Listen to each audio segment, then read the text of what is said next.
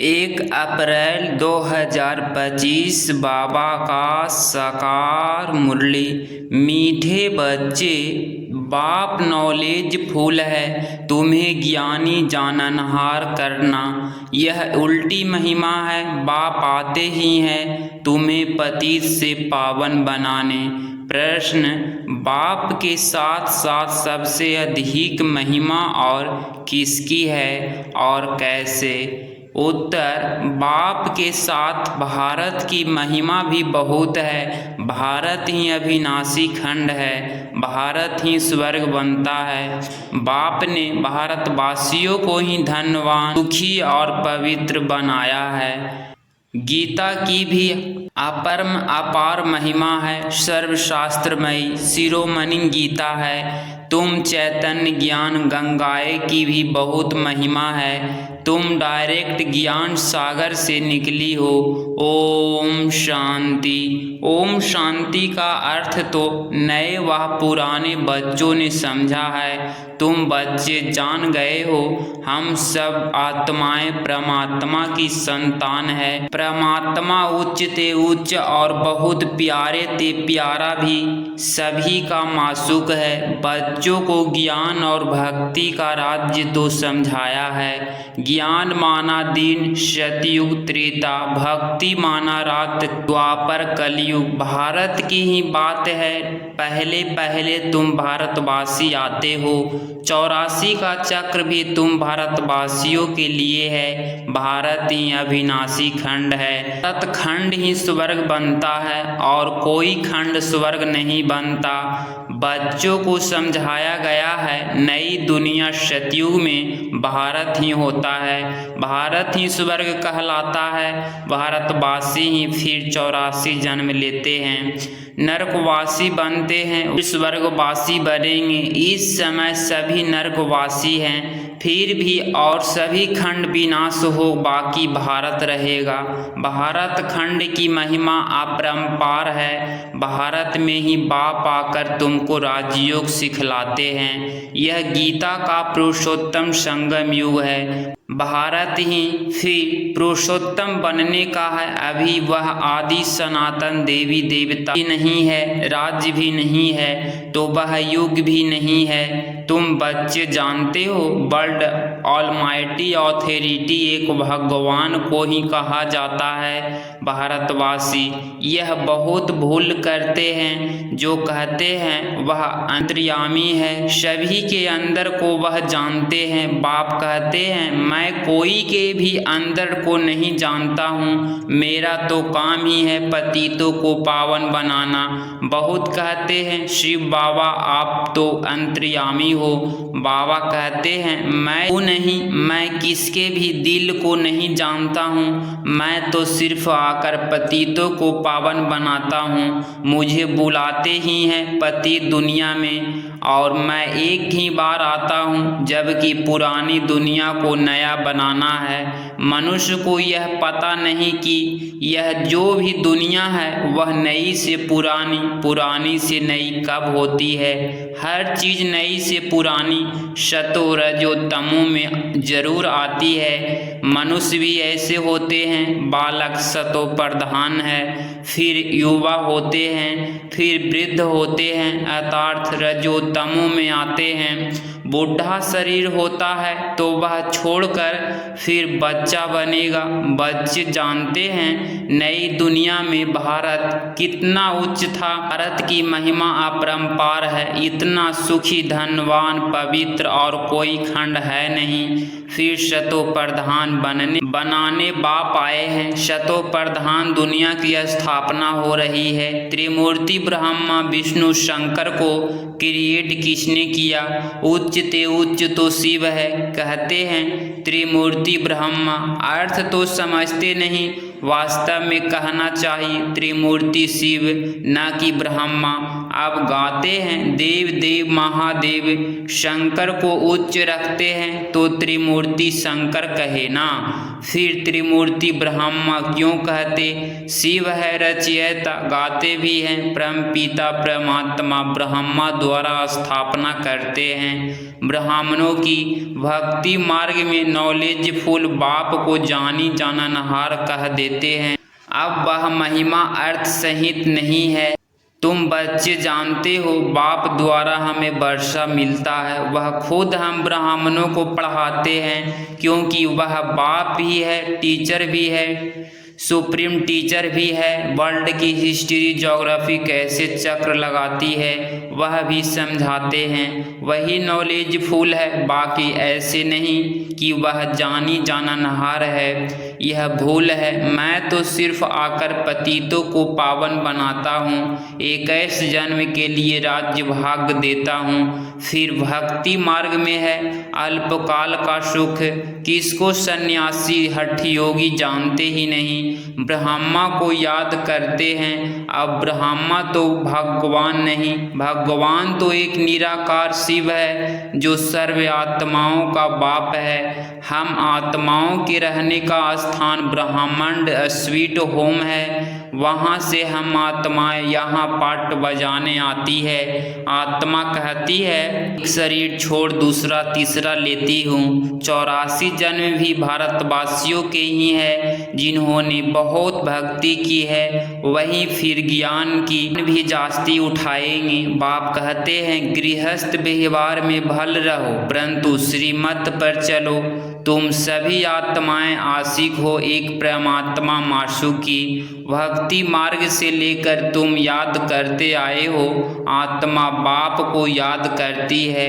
यह है ही दुख धाम। हम आत्माएं असुल शांति धाम की निवासी हैं। पीछे आए सुख धाम में फिर हमने 84 जन्म लिए।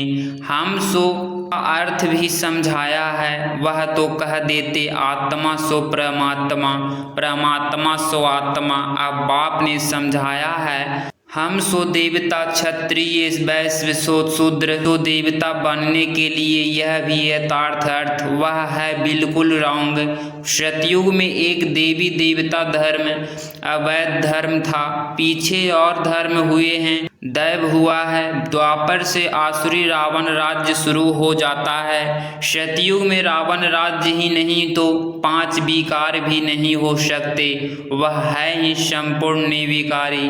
अभी तुम हो गॉडली स्टूडेंट तो यह टीचर भी हुआ, फादर भी हुआ। फिर तुम बच्चे को सतगति दे स्वर्ग में ले जाते हैं तो बाप टीचर गुरु तीनों ही हो गया। उसके तुम बच्चे बने हो तो तुमको कितनी खुशी होनी चाहिए। मनुष्य तो कुछ भी नहीं जानते, रावण राज्य है ना, हर वर्ष रावण को जलाते आते हैं, परंतु रावण है कौन यह नहीं जानते। तुम बच्चे जानते हो यह रावण भारत का सबसे बड़ा दुश्मन है। यह नॉलेज तुम बच्चों को ही नॉलेजफुल बाप से मिलती है। वह बाप ही ज्ञान का सागर आनंद का सागर है। ज्ञान सागर से तुम बादल भरकर फिर जाए वर्षा बरसाते हो। ज्ञान गंगाएं तुम हो, तुम्हारी ही महिमा है। बाप कहते हैं मैं तुमको अभी पावन बनाने आया हूँ। यह एक जन्म पतित बनो, मुझे याद करो तो तुम तमो प्रधान से सतो प्रधान बन जाएंगी। मैं ही पतित पावन हूँ, जितना हो सके याद को बढ़ाओ। मुख से शिव बाबा कहना भी नहीं है, जैसे आशिक मासू को याद करते हैं। एक बार देखा बस फिर बुद्धि में उनकी ही याद रहेगी। भक्ति मार्ग में जो जिस देवता को याद करते पूजा करते उसका साक्षात्कार हो जाता है, वह है अल्पकाल के लिए। भक्ति करते नीचे उतरते आए हैं, अब तो मौत सामने खड़ा है। हाय हाय के बाद फिर जय जयकार होनी है। भारत में ही रक्त की नदी बहनी है। सिविल वार के आसार भी दिखाई दे रहे हैं। तमान बन गए हैं, अब तुम सतो प्रधान बन रहे हो। जो कल पहले देवता बने हैं वहीं आकर बाप से वर्षा लेंगे। भक्ति की होगी तो ज्ञान थोड़ा उठाएंगे, फिर प्रजा में भी नंबरवार पद पाएंगे। पुरुषार्थी श्रीमत पर चल अच्छा पद पाएंगे। मैनर्स भी अच्छे चाहिए, दैवी गुण भी धारण करने हैं। वह फिर एक ऐसे जन्म चलेंगे, अभी है सबके आसुरी गुण। आसुरी दुनिया पति दुनिया है ना। तुम बच्चों को वर्ल्ड की हिस्ट्री ज्योग्राफी की समझाई गई है। इस समय बाप कहते हैं याद करने की मेहनत करो तो तुम सच्चा सोना बन जाएंगे। सतयुग है गोल्डन एज, सच्चा सोना। फिर त्रेता में चांदी की आलाएं पड़ती है, कला कम होती जाती है। अभी तो कोई कला नहीं है। जब ऐसी हालत हो जाती है तब बाप आते हैं। यह भी ड्रामा में नूंद है। इस रावण राज्य में सभी बेसमझ बन गए हैं, जो बेहद ड्रामा के पाटधारी होकर भी ड्रामा के आदि मध्य अंत को नहीं जानते हैं। तुम एक्टर्स हो ना, तुम जानते हो हम यहाँ पाट बजाने आए हैं, परंतु पाटधारी होकर जानते नहीं तो बेहद का बाप कहेंगे ना। तुम कितने बेसमझ बन गए हो। अब मैं तुम्हें समझदार हीरे जैसा बनाता हूँ, फिर रावण कौड़ी जैसा बना देता है। मैं ही आकर सबको साथ ले जाता हूँ, फिर यह पति दुनिया भी विनाश होती है। मच्छरों सदृश सबको ले जाता है। तुम्हारी ये ऑब्जेक्ट सामने खड़ी है, ऐसे तुमको बनना है तब तो तुम स्वर्गवासी बनेंगे। तुम ब्रह्मा कुमार कुमारियाँ यह पुरुषार्थ कर रहे हो। मनुष्यों की बुद्धि तमो प्रधान है तो समझते नहीं। इतने बीके हैं तो जरूर प्रजापिता ब्रह्मा भी होगा। ब्राह्मण है चोटी, ब्राह्मण फिर देवता। चित्रों में ब्राह्मणों को और शिव को गुम कर दिया है। तुम ब्राह्मण अभी भारत को स्वर्ग बना रहे हो। अच्छा, मीठे मीठे सिकिलधे बच्चों प्रति माता पिता बाप दादा का याद प्यार और गुड मॉर्निंग। रूहानी बाप की रूहानी बच्चों को नमस्ते नमस्ते। धारणा के लिए मुख्य सार पॉइंट नंबर फर्स्ट के लिए श्रीमत पर चल अच्छे मार्क्स धारण करने हैं। पॉइंट नंबर 2, सच्चा आशिक बन एक मासू को ही याद करना है। जितना हो सके याद का अभ्यास बढ़ाते जाना है। 1 अप्रैल 2025 का वरदान निपन की स्मृति से माया का गेट बंद करने वाले डबल लाइट भव। स्पष्टीकरण, जो सदा स्वयं को निर्मित समझकर चलते हैं उन्हें डबल लाइट स्थिति का स्वतः अनुभव होता है। करण करावन हार करा रहे हैं, मैं निर्मित हूँ। इसी स्मृति से सफलता होती है। मैंपन आया, यथार्थ माया का गेट खुला। निर्मित समझा, यथार्थ माया का गेट बंद हुआ। तो निर्मित समझने से माया जीत भी बन जाते और डबल लाइट भी बन जाते। साथ साथ सफलता भी अवश्य मिलती है। यही स्मृति नंबर 1 लेने का आधार बन जाती है। स्लोगन, त्रिकालदर्शी बनकर हर कर्म करो तो सफलता सहज मिलती रहेगी। मातेश्वरी जी के महावाक्य पॉइंट नंबर फर्स्ट, मनुष्य आत्मा अपनी पूरी कमाई अनुसार भविष्य प्रलब्ध भोगता है। देखो, बहुत मनुष्य ऐसे समझते हैं हमारे पूर्व जन्मों की अच्छी कमाई से अभी यह ज्ञान प्राप्त हुआ है, परंतु ऐसे बात है ही नहीं। पूर्व जन्म का अच्छा फल है यह तो हम जानते हैं। कल्प का चक्र फिरता रहता है, सतो रजो तमो बदली होती रहता है, परंतु ड्रामा अनुसार पुरुषार्थ से प्रलब्ध बढ़ने में मार्जिन रखी है। तब तो ब्रह्म में कोई राजा रानी, कोई दासी, कोई प्रजा पद पाते हैं। तो यही पुरुषार्थ की सिद्धि है। वहाँ दैव ईर्ष्या होती नहीं, वहाँ प्रजा भी सुखी है।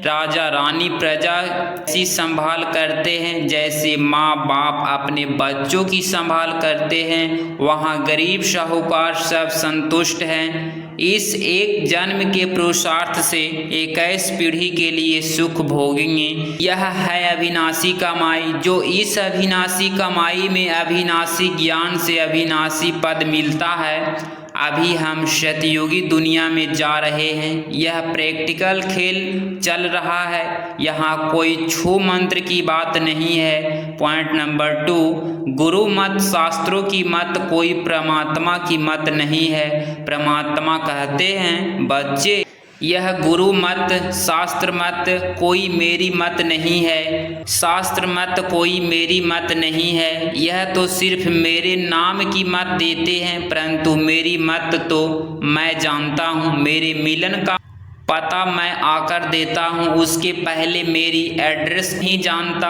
गीता में भल भगवानुवाच्य है, परंतु गीता भी मनुष्यों ने बनाई है। भगवान तो स्वयं ज्ञान का सागर है। भगवान ने जो महावाक्य सुनाए हैं उनका यादगार फिर गीता बनी है। यह विज्ञान पंडित आचार्य कहते हैं, परमात्मा ने संस्कृत में महावाक्य उच्चारण किए, उसे बिगर परमात्मा में मिल नहीं सकेगा। यह तो और ही उल्टा कर्म कांड में फंसाते हैं। वेद शास्त्र पढ़ अगर सीढ़ी चढ़ जावे तो फिर उतना ही उतरना पड़े। यथार्थ उनको भुलाए, एक परमात्मा से बुद्धि योग जोड़ना पड़े, क्योंकि परमात्मा साफ कहता है कर्म कांड वेद शास्त्र पढ़ने से मेरी प्राप्ति नहीं होती है। देखो ध्रुव, प्रहलाद, मीरा ने क्या शास्त्र पढ़ा, यहाँ तो पढ़ा हुआ भी सब भूलना पड़ता है। जैसे अर्जुन ने पढ़ा था तो उसको भी भूलना पड़ा। भगवान के साफ महावाक्य है, श्वासोश्वास मुझे याद करो, इसमें कुछ भी करने की जरूरत नहीं है। जब तक यह ज्ञान नहीं है तो भक्ति मार्ग चलता है, परंतु ज्ञान का दीपक जलता है तो कर्म कांड छूट जाते हैं। क्योंकि कर्म कांड करते करते अगर शरीर छूट जावे तो फायदा क्या मिला, प्रलब्ध तो बनी नहीं। कर्म बंधन के हिसाब किताब से तो मुक्ति मिली नहीं। लोग तो समझते हैं झूठ ना बोलना, चोरी ना करना, किसी को दुख ना देना यह अच्छा कर्म है, परंतु यहाँ तो सदाकाल के लिए कर्मों की बंधाए मानी से छूटना है और विकर्मों की जड़ से निकालना है। हम तो अब चाहते हैं ऐसे बीज डालो जिससे अच्छे कर्मों का झाड़ निकले। इसीलिए मनुष्य जीवन के कार्य को जान श्रेष्ठ कर्म करता है। अच्छा, ओम शांति। अव्यक्ति सारे कंबाइंड रूप की स्मृति से सदा विजयी बनो। शिव शक्ति का अर्थ ही है कंबाइंड। बाप और आप दोनों को मिलाकर कहते हैं शिव शक्ति। तो जो कंबाइंड है उसे कोई अलग नहीं कर सकता। यही याद रखो कि हम कंबाइंड रहने के अधिकारी बन गए। पहले ढूंढने वाले थे, अभी साथ रहने वाले हैं। यह नशा सदा रहे। चैनल पे आप डेली मुरली क्लास सुन रहे हैं तो चैनल को प्लीज़ सब्सक्राइब करें और प्यारा सा लाइक ज़रूर करें। मिलते हैं अगली मुरली क्लास में। ओम शांति।